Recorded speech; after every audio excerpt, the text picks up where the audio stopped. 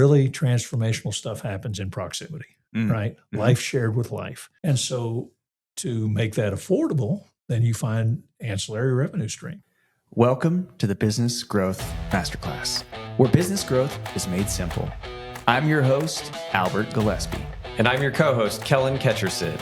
Join us as we bring you stories from business leaders so you can learn from their wins, their losses, and everything in between.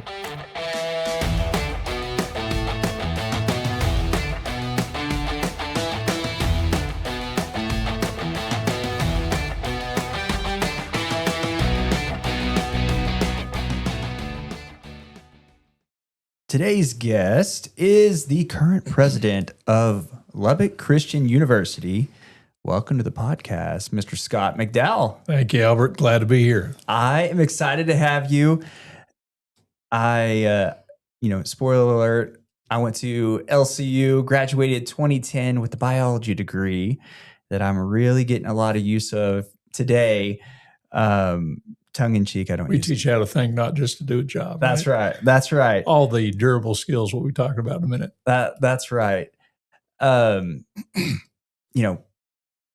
secret sauce. I'm in no secret to the podcast listeners. We talk about LCU a lot, just being a small private school that can pivot and be what the market needs it to be. And for me, the secret sauce at LCU is the people. Absolutely. The community, how accessible, anyone from, Mr. President down to any faculty professor, you're not just a number, you're a person, you're a soul, you are someone to care for. And I felt that I benefited from that so much. I still have so many of my professors' cell phone numbers, emails, and we text or go to lunch often. And, I knew it wasn't common when I was there. And now 20 years on the other side of that, I realize how uncommon and special that is. Oh, you're hitting the nail on the head. My latest thing, I love boots. I've embraced boot culture even more being in Texas, but I say it's Christ-centered and custom-made. If you got a choice between mass-produced or custom-made, you're going to take custom-made every time. And so I got my custom-made LCU boots on today. But no, it really is. We are very serious about those relationships, and then it manifests itself. And I'll have fun with it sometimes, by just talking to somebody as the president, and then they're shocked to find out you're the president. And that's the DNA of the place. It's very personal. It's very high touch, and it's unique in higher ed. So that's one of our differentiators for sure.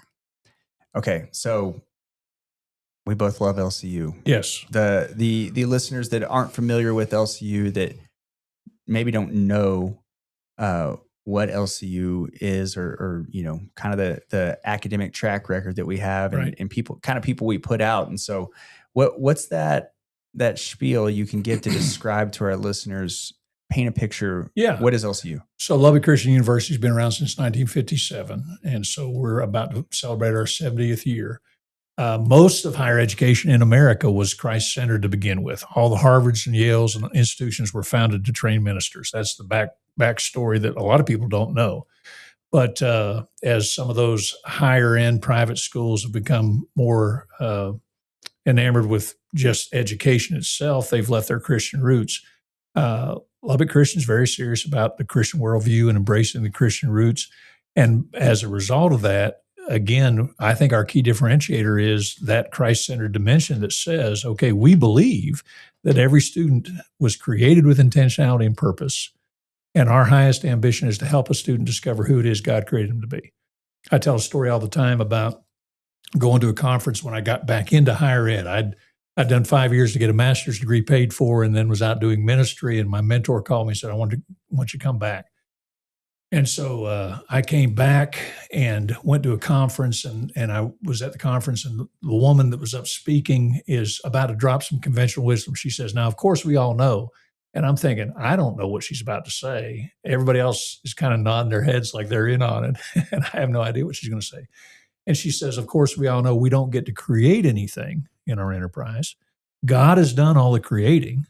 What we get to do is help students discover who it is God created them to be. And that was a light bulb experience for me. Discovery versus indoctrination or creation. I had grown up as a son of a metallurgical engineer that ran 2 different steel mills in Western Pennsylvania. So I had a assembly line picture of higher ed. That first year you're gonna take her with the vehicle, it's moving down the line, and the students are giving them experiences. First year, second year, building on it. Third year, fourth year, they walk across stage, finished product, and that's an idea that is, but it doesn't honor the fact that they are already created with intentionality, purpose, have gifts and skills, and our highest ambition is help them figure out the best way to use those. So understanding that somebody is created and God has a plan for their life, and that we get to come alongside them and discern how they can then use that. You're a perfect example. Biology major, you probably wanted to be a doctor or a dentist. Yep, dentist. And then you decided you didn't want to be in people's mouths all day, whatever. But no, but you've got entrepreneurial tendencies. You've got creativity and all the different dimensions to the different things you're doing. And what I know about you don't like to do just one thing. You might have been pretty bored in a dentist's office all day, every day. Yeah, I'm not sure, but helping people discern that and okay, what does that look like now out in the daily life of the world, and not just how to make a living, but how to have a life. That's what we're about. That's good. Okay. The listeners right now might be wondering, why do we have the president of a university on a business improvement podcast? And so I don't want to hide the ball. I want to jump right into the business world right now. Is changing. Absolutely. Is changing, dramatically, is changing quickly. And in so many of the, the tried and true things from, the Industrial Revolution, the pensions and working for 50 years for the same company and retiring and getting the gold watch and the pension, long forgotten, right. is that. And now with AI, who knows what that looks like. And so I guess a good starter question on this portion is how are you guys keeping your thumb on the pulse of what the market looks like, and how do you pivot to meet the market where it is and help train students to enter the workplace in a competitive way? Yeah, I think it's a lot of listening, a lot of reading, a lot of just watching what's going on. The boomers and birth rates. Boomers are aging out. I had an interview this morning with an HR person that we're looking at hiring, and he said, I'm a young millennial. I said, well, I'm a young boomer, which means I'm an old man. But literally the aging of the workforce and a talent shortage that's coming as a result of that also has implications for an aging workforce and what are the growing things that are going to respond to that. So, healthcare is the big place for business in the next 5 years. The top 5 categories, most of them are in healthcare: nurse practitioners, vets, as in veterinarians, medical and health services managers, clinical and counseling psychologists, and nurse anesthetists. Top 5 growing fields that need a college degree. So being aware of what's coming as a large bulk of the demographic moves through and they're aging, you're going to have to take care of those folks. So that awareness. And then what's going to happen in the business world as a result of that talent shortage and that awareness. So those are some things you kind of keep your hand on the pulse, what's happening in the world. In West Texas, the fact that there is a conflict going on in Iran and the Straits of Hormuz are closed and oil prices are skyrocketing. We never complain about that in West Texas. You want them to maybe skyrocket just a little bit more so that some of the wells that we have would produce, but you want things that are good for the whole economy. But you watch those things. Where will those things lead? The old cliches. Where's the puck going to be? Those kind of things. Yeah. That's what you're thinking about as you build programs. The most impactful education that we do is the traditional 18 to 22-year-old out of high school, living on campus, being engaged in community. But that's just one way to do education. We've got millions and millions of Texans who have some college and no degree. How do we play in that area and augment what we're doing on campus? How do we offer more advanced degrees? We've got a new master's degree in business that's coming out in January. Those sorts of things that are responses to the market. If you're in a city that's a lot of schools are built in small towns. That was the old model. Yep. Awfully hard to make it if you're out in the middle of nowhere and there's no population around you to feed the institution. They have to be destination schools, and there are a lot of places that are very successful with that. I love the fact that we're positioned in Lubbock, which is a growing part of West Texas, 8th largest economy in the world, the state of Texas, and that we're a growing, vibrant part of that. And there are people here that not only do you have an audience for undergraduate education, but you've got an audience for continuing education and for lifelong learning. So you look at those kind of trends. And what happens when a guy is a biology major and then he gets out and now he's running businesses, not just a singular one, multiple businesses. Maybe there's some skills that you can upskill in and we can come alongside you. And then, as you mentioned, AI, there's going to be a lot of work that is completely changed by automation with AI, but there's going to be equally as much or more that's going to be augmented by AI. Yeah.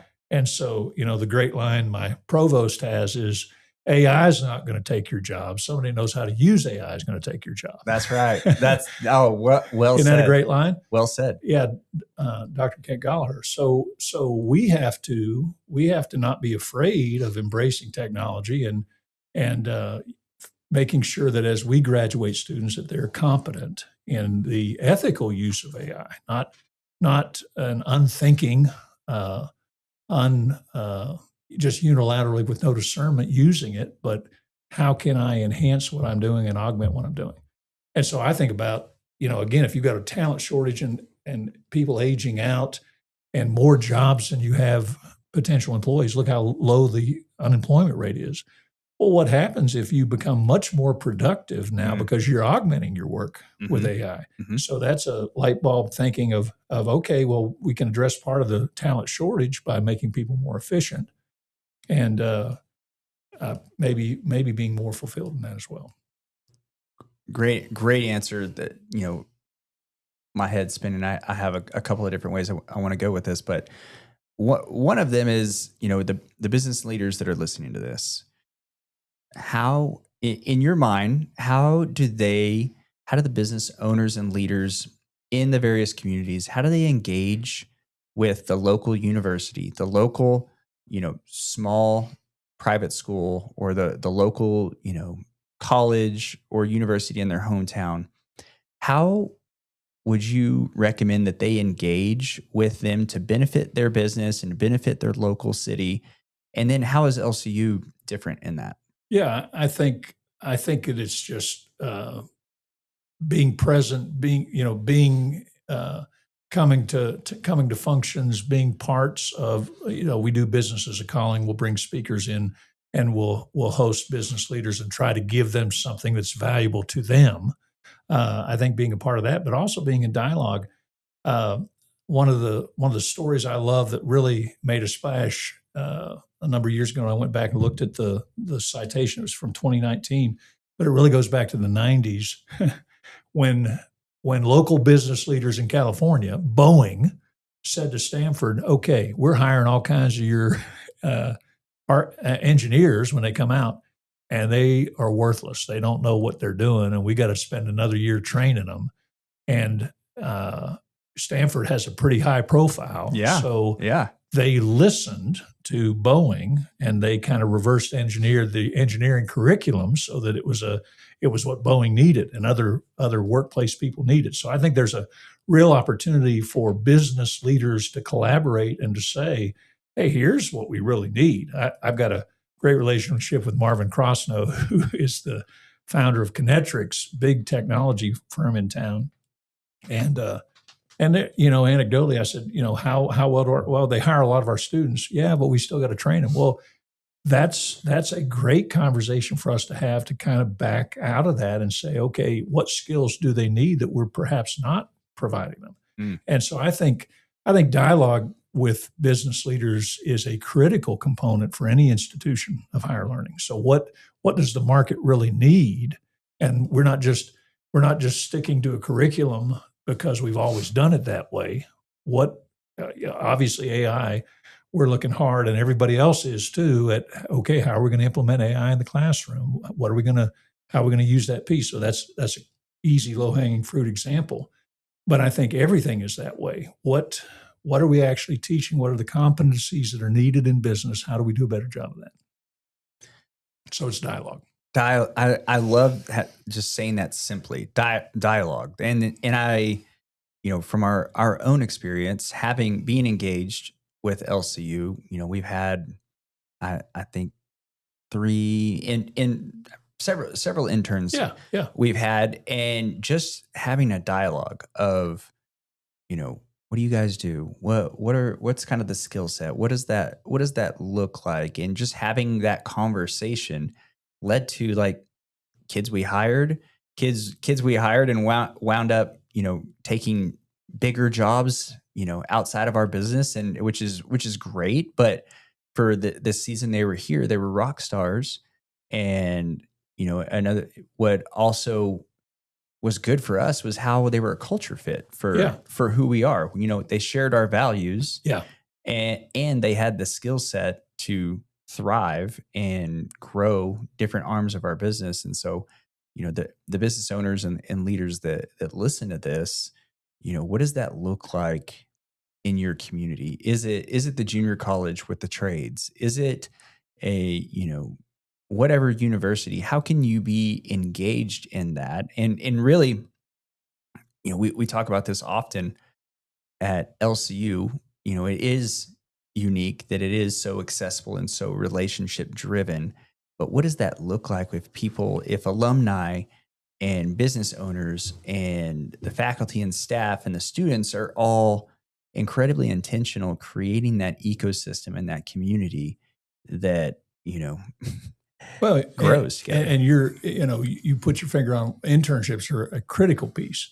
So my wife, way back in the day, was very good about doing internships. She just kind of was one of the most focused people I've ever known in terms of chasing her career. She knew she wanted to do PR and was very good at it, and came right out of college and landed in the second largest PR firm in the Southeast, the largest in Nashville, beat out a Vanderbilt grad to get the job. And, but because she had internships and she got that real learning that is outside the classroom. So I think it's those collaborative moments. And, you've done it. So what can business leaders do? What can we do?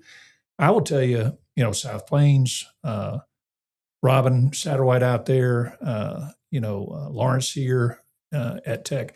I guarantee every college president would welcome an opportunity to sit down with a business leader and just say, tell me what you need. How can we do better at that? My next door neighbor is a banker. He said, hey, we want to be more involved. And so he's having lunch with my dean of the College of Business, Tracy Mack. And they're going to talk about internships and what that might look like. But it's those keeping that conversation going that is so critical. Those internships, the real world experiences, there is never a substitute for that. And again, you get back to how telling it is for a student to have those experiences. As we said, I'm going to guess you probably did something shadowing a dentist or something, saying, I don't know that I like this that much. Yeah. And that's a pretty important thing to have. Now, I'm thrilled to death. You really did. You got a quality science degree, a hard degree. That's not an easy degree to do well at. And that taught you a lot of things that are, kind of serendipitous benefits. You've got critical thinking skills. You're going to use those every day. Problem solving, you're going to use those every day. Working in teams, all those pieces that come with that. But I think the way that business leaders, whoever's listening to this, wherever they're listening to it, find the education leaders and talk to them and tell them, here are the gaps that I see, because we eat that stuff up and want to make the changes.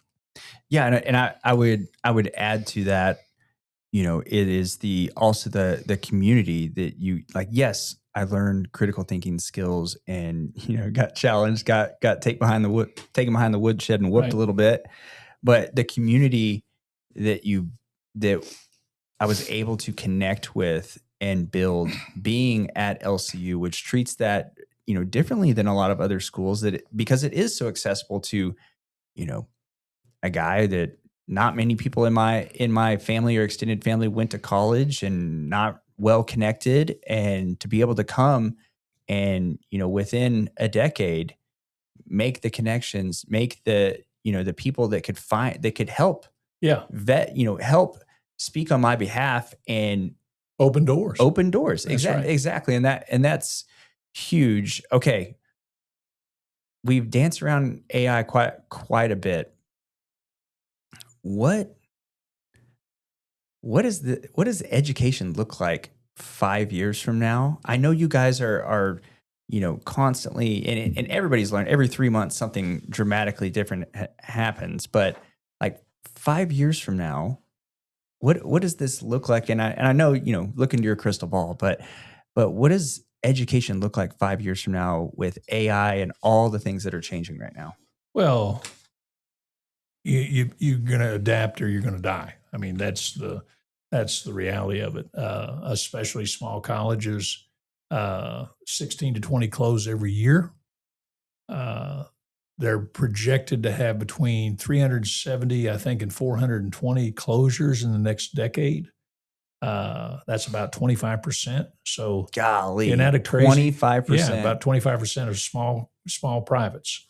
That's just did some reading this week unrelated to this, but I thought, wow, that overlaps. So I think it's you're going to be looking for all kinds of efficiencies. What can AI do? We're in the same spot that everybody else is in terms of aging people. We've got a lot of aging faculty. You look at future of work and plug and play kind of people that just do project work. We've had that for a long time, and I heard we call them adjunct faculty. But I think there's going to be less isolation and a whole lot more collaboration. Some of that's going to be just based on survival. And then it's going to be, as I referenced, maybe using AI to make yourselves much more efficient.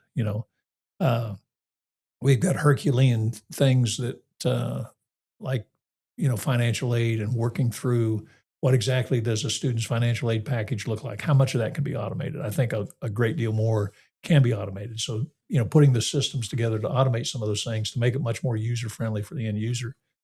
But I wish I did have a crystal ball. I think that you've got to be collaborating, and you've got to be highly adaptable, and you've got to be more focused on the mission than ever before. And again, the idea of just the skills and adaptability to AI, or what about, and we used to call them soft skills, the literature calls them durable skills now, right? Okay.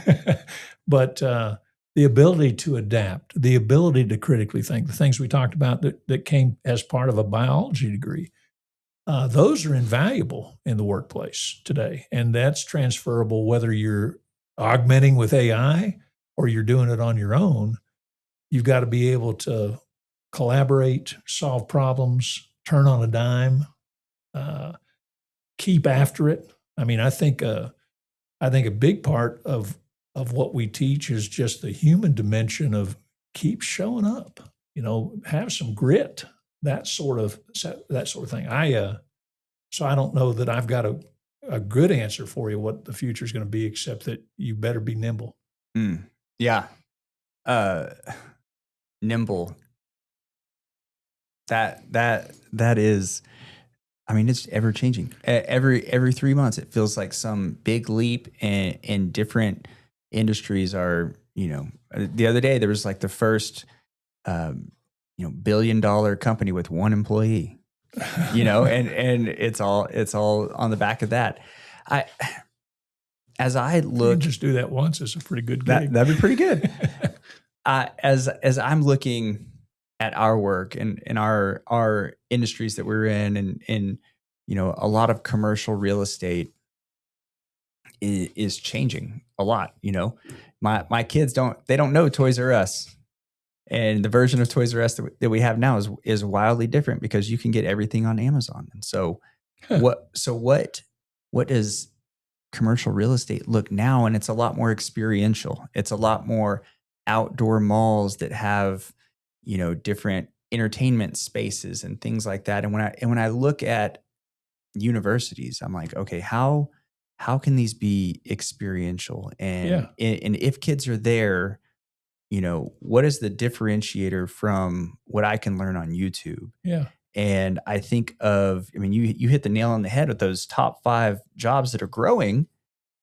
That looks a lot like the list of the last jobs that AI is going to take over, which is the trades and the healthcare workers that are on the front line. Yeah. And that's a piece of the equation that I see in the next 5 years is it's really going to emphasize those careers and those paths that are going to be the last frontiers that AI, dramatically changes. And, all of those, like they have to take labs. Those kids need to be there for training shoulder to shoulder. And I just see a lot of education pivoting and emphasizing that more and more. I think what you just said, that word experiential, I think that's a big part of it. So we've got to be, as educators, we've got to be more open to different models of, again, I think it looks less structured in the traditional way in 5 years. I looked at our curriculum, we've got a 45-hour core of curriculum. And so what you talk about in higher education, sort of some holy ground or some areas where people get really defensive or sacred cows. The core curriculum at any institution, they're going to have something. Everybody does this, right? Yeah. And, we have to be bold enough to say, okay, there's a really good rationale for that, but let's make sure that rationale still holds water in the new reality, right? So I think there's unbundling that's coming. Look at how funny is it? How quickly cable went by the wayside, and everybody's streaming, right? Yeah. And how many subscriptions do you have, and how many do you need to cut out? But think about, okay, we're saying you got to have 120 hours for your degree. Okay, is that exact? Does every piece of that make sense? Because we have to scrutinize it, because I guarantee you the consumer is scrutinizing it. Yep. And the students, you look at the data, 1 in 5 have already changed the major they're going to have based on AI might disrupt what I thought I wanted to do. And the rest of them are thinking about it. So we better scrutinize every single detail of a curriculum, right? And think about unbundling. One of my favorite illustrations that I always talk about, and we have a 1 3-hour slot for PE credit, which is lifetime fitness. I think that probably makes sense. You want to be a healthy individual. You want to know how to take care of your body for the long run. Wish somebody would have told me about heavyweight joints back in the day. I wouldn't have hurt my joints so bad. But I'm talking about shoulders and hips and knees. But the light bulb. Yeah, the thing I always tell about, I used to play a lot of racquetball, still play a little bit, but we'd play racquetball in the summers at a former institution in Nashville. And I'd always run into kids in there taking a summer racquetball class, taking a PE class. And I was, hey, I love racquetball, talking to them, what are they doing? You'd be surprised at how many were taking that one last class that they'd already walked in May. They hadn't quite fulfilled the curriculum, and now they're taking a racquetball class to check the box before they actually get their diploma in their hands, right? Mm-hmm. You talk about wasted stuff. Yeah. I mean, big time waste, at 3 hours at, charitably $1,000 an hour. Now, I believe that racquetball is a sport of kings, but I don't think that really fits in the curriculum anymore. Does that make sense? Sure. So that's just a silly illustration, but you've got to be pretty ruthless in your assessment and scrutiny of what really is a part of the curriculum and what makes the most sense, and what's going to then give ROI to the students and ask those hard questions. So unbundling, I think, is part of it. I think we don't have the luxury, I think about 5 years down the road, we don't have the luxury of taking our time, or, IBM had this ad campaign probably 15 years ago, maybe even longer, 20 years ago, moving at the speed of business. It was the whole thing about how everything's so fast moving. Well, put that on steroids, it's moving even faster now. And I used to joke, moving at the speed of higher education would be cold maple syrup on an uphill slide, right? It doesn't move very fast, but we don't have that luxury. So we've got to, and it's incumbent on me as an administrator, me as a leader, and my administrative team to really build trust with our faculty and staff so that we can be more nimble. Yes. And that the faculty and staff can trust us that we're making decisions for the institution that really are the best possible decisions. So lots of collaboration, but no more just letting things bog down and take forever to make a single change. Okay. Hang on. I want to tease that out. Yeah. I loved what you said about looking at all the sacred cows and how can we make this more efficient, get the greatest impact possible with the least amount of leverage. And that is the disruptor that AI is it's allowing people to be more efficient and more productive. And right. that's the end all be all of our economy is how productive right. are we being. And so we have to really be aware of that and be intentional with everything that we're doing, especially with AI that is, going to be cheaper to do certain things. And the cost of higher ed is pretty expensive. And so how can we be as efficient and productive and get the biggest leverage of what we're doing? Okay. You started unpacking this, and I want to tease more of this out. University. This university system is, from the outside is like this very red tape laden, bureaucratic, slow moving thing because there's so much, boxes you have to check and things you have to do and back office people that do this specific thing. And, it's this big, slow moving thing. Mm-hmm. And then we're talking about AI. We're talking about a small university that can be nimble. Mm-hmm. How do you, as a leader, navigate that and help lead and bring your team and your staff and all the faculty through these great changes? This is kind of the extreme of the extremes is a university. Right. How do you lead your team through that to be nimble? Well, and it is not easy, and I certainly don't have all the answers, and that's a big part of it. But I wrote down necessity is the mother of invention. Yep. And when we had to turn on a dime, you know my backstory. My starting date was April Fool's Day, 2020, right in the middle of COVID. Yep. I actually started about 2 weeks before that in the middle of spring break when we realized we're going to have to pull the plug and pivot and go online for the rest of the semester. And we did. We did something that if I as even a brand new president or any president before me had said, guess what, we're going to pivot and go all online just to see if we can do it, people would have lost their minds, right? Yeah. But we did it because collectively everybody recognized the necessity. We don't have any choices. It's either pivot or go online or shut it down, And some institutions did just that, shut it down. And thankfully, we're in West Texas where people were bold enough to say, we're getting back to work as quickly as we possibly can. But that's an illustration of what is possible when everyone recognizes the truth, right? And so that's where I go back to that word trust. I think the great challenge of leadership is to build trust and eliminate fear if you can, right? And to make sure people recognize your motives are pure. Communicate. Here's why. Let's tap into the best knowledge that we have here on campus, but we've got to do some things differently that are more efficient. And that's how then I think that you can make the change, but it doesn't happen without people agreeing what the truth is. And then they can make changes that are Herculean, quite honestly.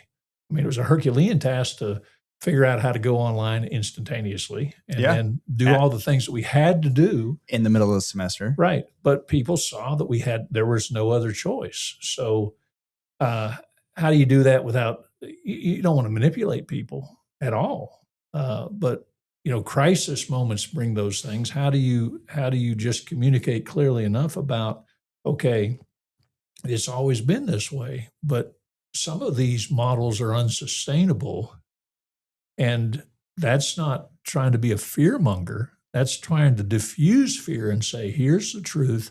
How do we use our best, the best of what we have collectively in terms of knowledge and problem solving skills and ingenuity, and tackle this? And I think one of the things that I'm proud of, quite honestly, just in my brief tenure, I'm in year 7 now, is having more faculty in the room for decisions. And just President of the Faculty Senate, the provost, the associate provost are in our senior leadership team meetings. And what that's done is demystify what's going on there. People see how the sausage is made and they realize, well, this is just good people trying to do the best they can for this institution. Yeah. And that's helped tremendously in terms of, the overall, I think, morale on campus and the trust level. And you just got to keep building trust, keep building trust, keep building trust, and then listen well. A lot of people have a better idea than you do, right? So find the best ideas, service the best ideas, and then embrace those and go. But I think that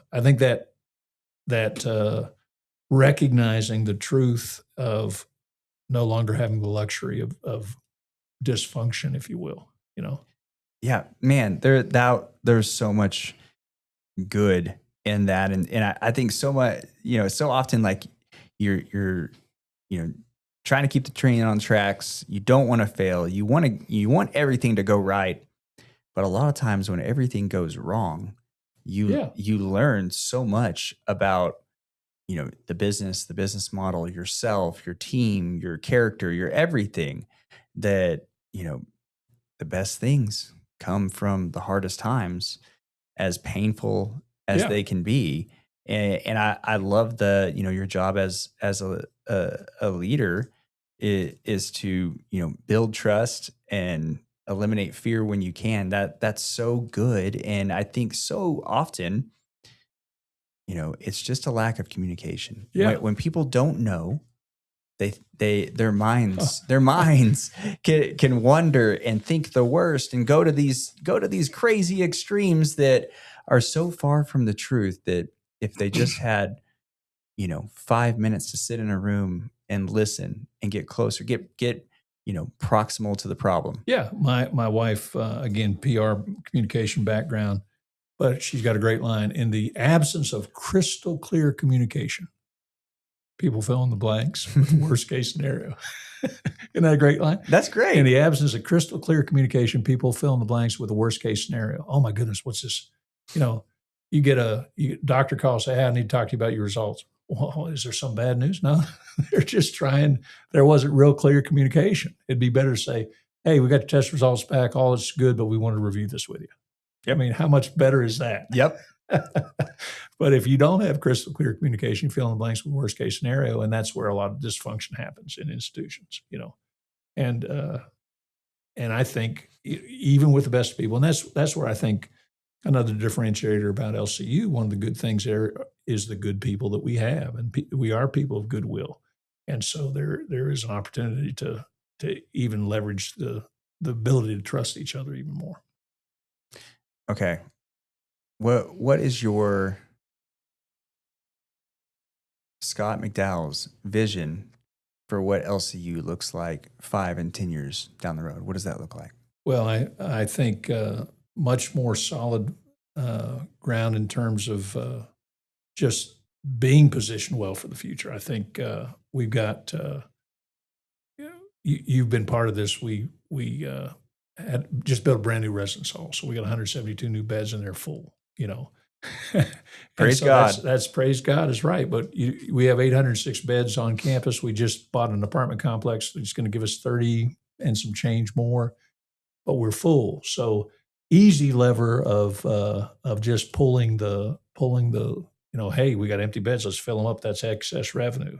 Those things are not there. At some point, you continue to grow enrollment, you want to build more, but you want to make sure you have really good demand and you can solidly do that. But for me, I think part of the future is solidifying the expensive work of community. Life lived in community is not a cheap way to do it. It's cheaper to do it online. I'll grant that. It's cheaper for a kid to live at home than to live on campus. I'll grant that. But the really transformational stuff happens in proximity, right? Mm-hmm. Life shared with life. And so to make that affordable, then you find ancillary revenue streams. And that's part of why you have the grad programs, the various different things that you can do in a city the size of Lubbock. That's why one of the things we're looking at is monetizing our assets. We've got some frontage on 34th. We want to build some things down there, retain ownership of all that, but build some businesses on that frontage that can produce revenue streams for the institution and augment what we do and help us to keep the costs down for the product that we deliver that I think is a really good product. So I think a lot of the things are just stabilizing and positioning the institution for the future. We've been here almost 70 years. Lord willing, I want us to be here another 70 years. So for me, a part of that is building in sustainability and finding ways. I've had a really interesting conversation just today with a colleague that's a president at another institution similar to ours, and just talking about ways, how can we share back office things? The beauty is this guy's a former CFO, so he's got a really good business mind. And you've got to be able to overcome some of the competitive instincts that we maybe have. And you'll never find anybody more competitive than me. But when you focus on the mission and making sure that the good impact that you've had, that other students have had, continues, that's what I want to do more than anything, is make sure it's sustainable. I appreciate that. The thinking creatively, the thinking, approaching higher ed with a business mind. Yeah. Of, this isn't a government entity that can just keep going and keep printing money. And, so how can we make this make business sense? And there's so many levers to pull and, making that more affordable, figuring out the real value proposition in today's market with all of the ever-changing things, what is truly valuable that people, need and want and, is really going to make the biggest long-term impact. I really appreciate that. Well, and one of our, again, key differentiators, we have some beliefs about the way things really are that matter. Yeah. Dallas Willard's one of my favorite authors. He said, reality is what you run into when you're wrong.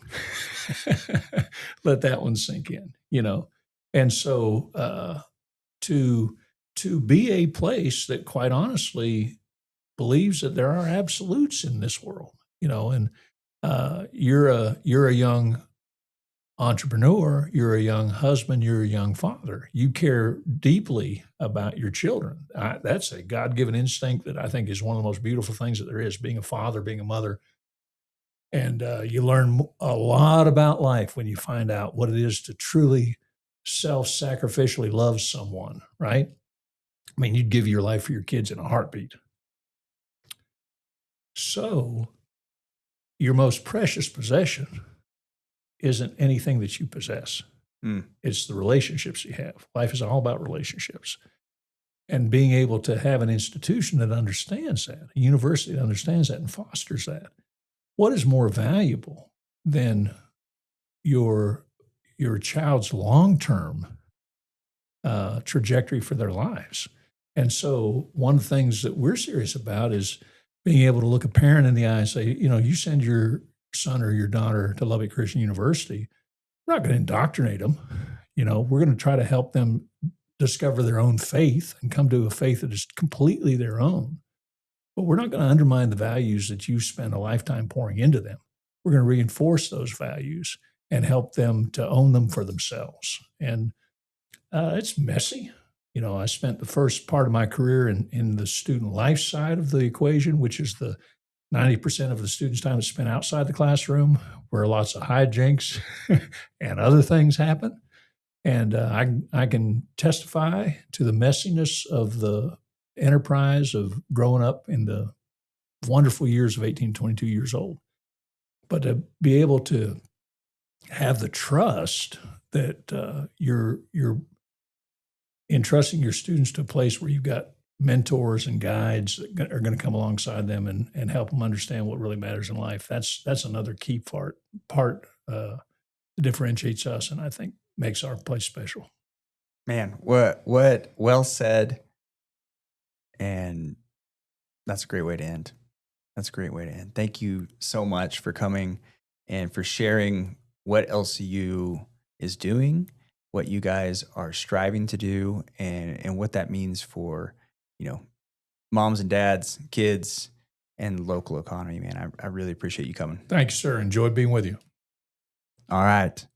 If you are a business owner and you feel stuck in your business has plateaued, and you don't know how to get to the next level, go to our website, stagcoaching.com, and in the upper right-hand corner, click to book your free consultation. In your free consultation, we will give you the next few steps you need to take your business to the next level. Thank you, and we'll see you on the next one.